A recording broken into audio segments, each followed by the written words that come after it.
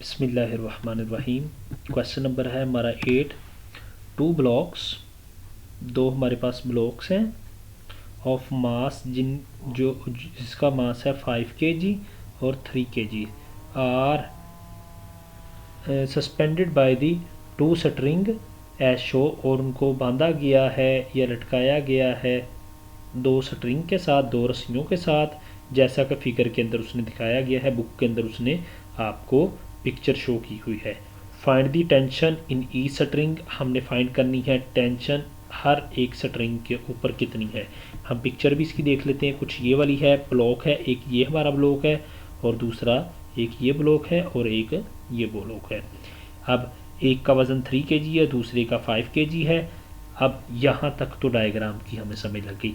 अब इसको उर्दू मीडियम की बुक से भी एक मरतबा रीडिंग करते हैं ताकि हमें मज़ीद क्वेश्चन की समझ लग जाए।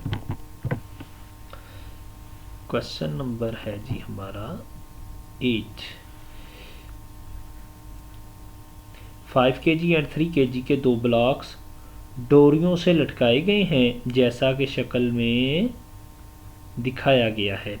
हर एक डोरी पर टेंशन यानी कि टी फाइंड करें। ठीक है, चलिए जी अब क्वेश्चन को सॉल्व करते हैं हम।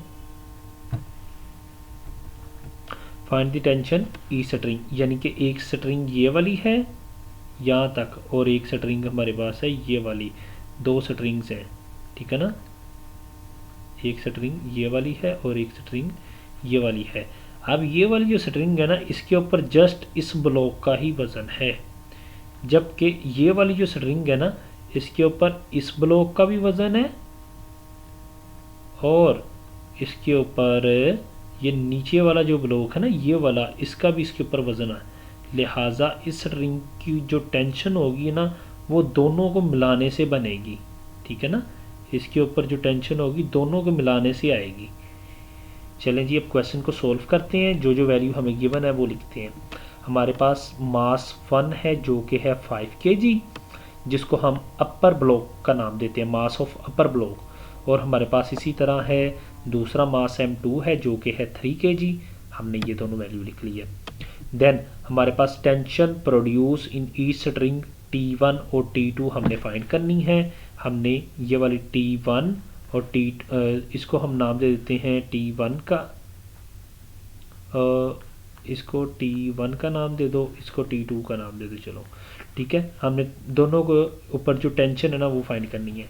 चलें जी, हमारे पास वेट क्या है, हमें वेट का पता है। वेट कैसे फाइंड करते हैं, W is equal to mg के इक्वल होता है। W is equal to mg। अब अगर मास 1 होगा, इसको मास 1 का नाम दे देते हैं।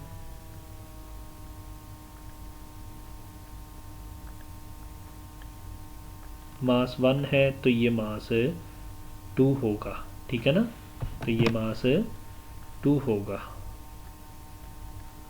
चलें जी, तो लिहाजा जैसे ही हमने ये देखें मास 1 है तो M1 लिख दिया। M1 की वैल्यू है 5, G की वैल्यू हमें पता है ग्रेविटेशनल G की वैल्यू 10 होती है, तो 5 multiplied by 10 is equal to 50। इसी तरह हमने मास 2 की वैल्यू अगर फाइंड करनी हो तो W2 is equal to M2 और M2 हमारे पास है 3 मल्टीप्लाइड बाय 10 30 हो गया। यहाँ तक आपको समझ लग गई है, उम्मीद है समझ लग गई होगी। देन हमने नेक्स्ट क्या करना है, according to the second condition of equilibrium, हमें पता है सेकंड कंडीशन एक्विलिब्रियम की क्या है।